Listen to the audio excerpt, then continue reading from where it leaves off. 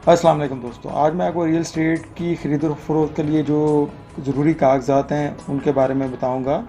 Real estate के बारे में जो भी कारोबारी सोच रखता है, इन्वेस्टमेंट की सोच रखता है, उसको रियल एस्टेट में जो डॉक्यूमेंट्स हैं उनके बारे में बिल्कुल पता होना चाहिए, क्योंकि रियल एस्टेट के का जो लेन देन है वो पाकिस्तान में ख़ासकर जो है ना अक्सर प्रॉब्लम का बायस बनता है, जब लेटर ऑन आपको पता चलता है कि आपकी ख़रीदी हुई प्रॉपर्टी में किसी किस्म का डिस्प्यूट निकल आता है। तो इसीलिए अपने आप को अप टू डेट रखें, वेल इन्फॉर्म्ड रखें, ताकि आप किसी किस्म के स्कैम से, किसी किस्म के धोखे से बच सकें।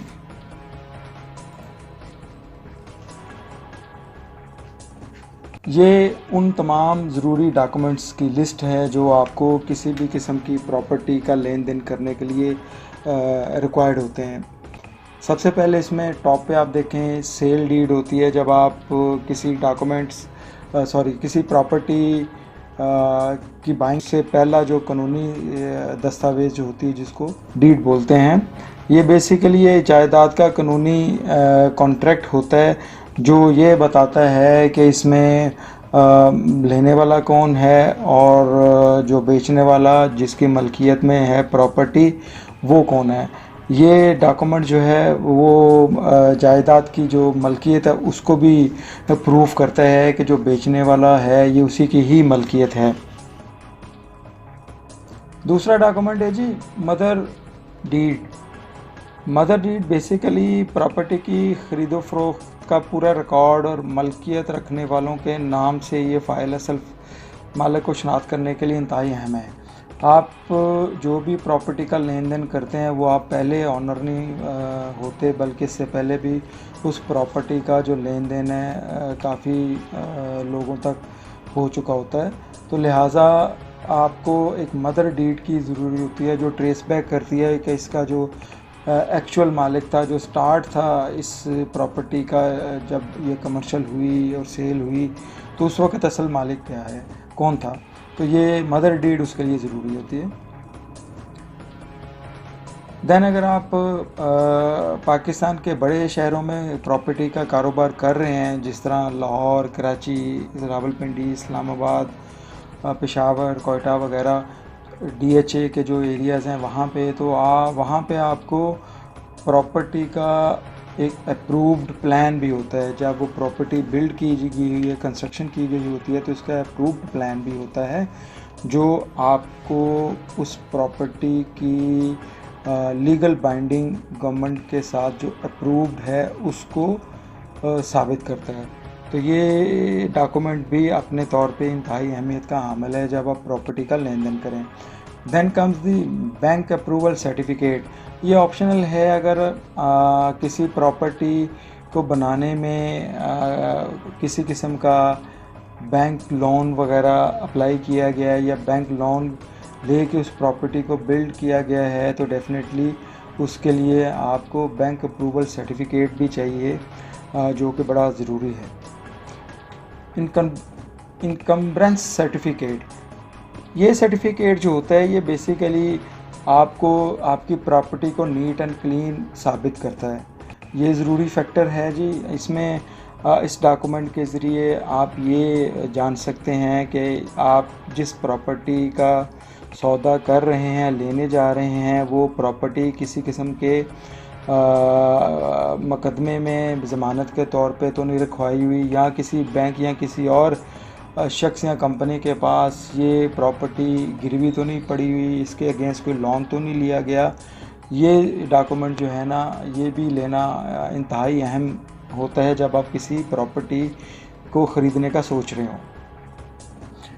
पावर ऑफ अटॉर्नी नॉर्मली होता ये है कि जो असल ओनर होता है वो प्रॉपर्टी को सेल खुद ही करता है, अगर बाय भी करना है वो खुद ही करता है। सेम टाइम इस तरह से होता है कि किसी वजह से असल जो मालिक है वो अवेलेबल नहीं होता, तो वो अपने प्रॉपर्टी की सेल के लिए एक डॉक्यूमेंट, कानूनी दस्तावेज़ बनाता है जिसको पावर ऑफ अटॉर्नी बोलते हैं। वो उस बंदे के नाम पे बनाता है जिसको वो ऑथोराइज़ करता है कि उसके बिहाफ पे इस प्रॉपर्टी को सेल भी कर सकता है, रेंट आउट भी कर सकता है, और दूसरे इस प्रॉपर्टी से जितने भी लीगल मैटर्स हैं उनको वो ऑथोराइज़ है डील करने के लिए।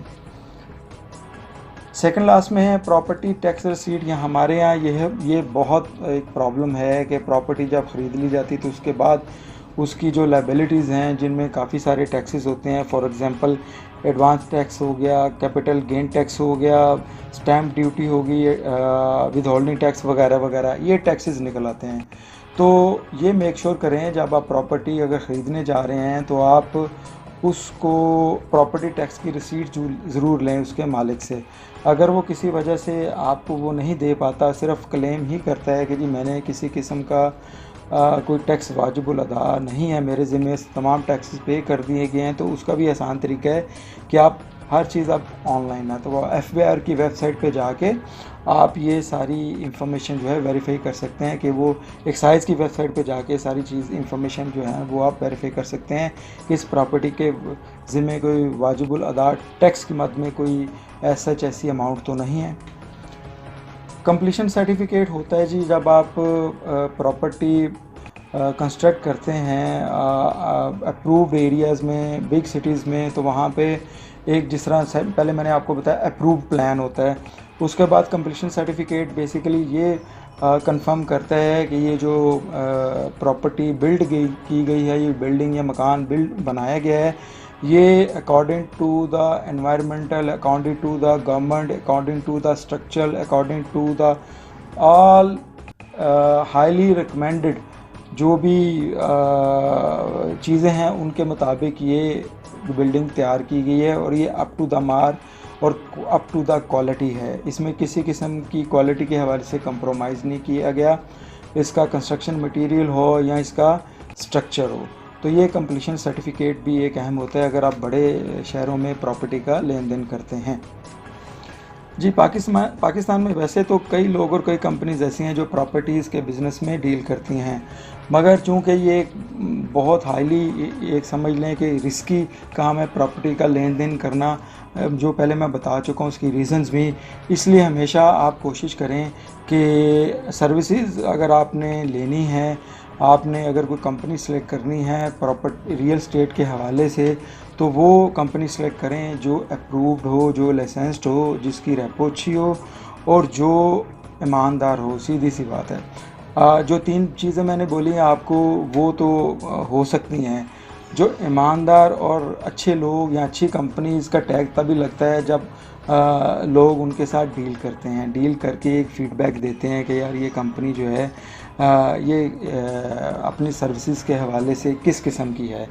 तो ये चीज़ कुछ असूल हैं जो आप रियल एस्टेट की कंपनी की सर्विसेज अगर लेना चाह रहे हैं तो उसमें इस फैक्टर को ज़रूर कंसिडर करें।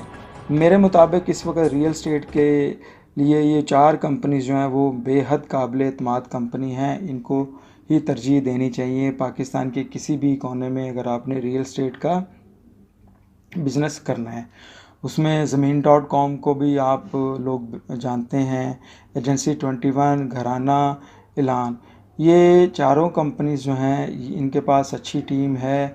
ये पॉजिटिव डायरेक्शन में ही गाइड करते हैं, ना आपका पैसा बर्बाद करते हैं ना आपका वक्त बर्बाद करते हैं। और मेरा जो पर्सनल एक्सपीरियंस है वो एलान के साथ काम करने का है, तो I find the elan people very good indeed, very good.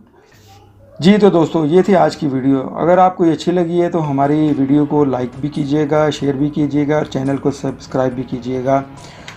मज़ीद मालूमात के लिए या कोई सवाल है आपका तो उसके लिए राइट साइड पे ये QR कोड है जिसको आप व्हाट्सएप पे स्कैन करके तो हमारे व्हाट्सएप ग्रुप का मेंबर बन सकते हैं, जहाँ पे आप हमसे कोई भी सवाल पूछ सकते हैं, कोई भी मालूमात मज़ीद हमसे जान सकते हैं। ख्याल रखिएगा अपना, टेक केयर, अल्लाह हाफिज़।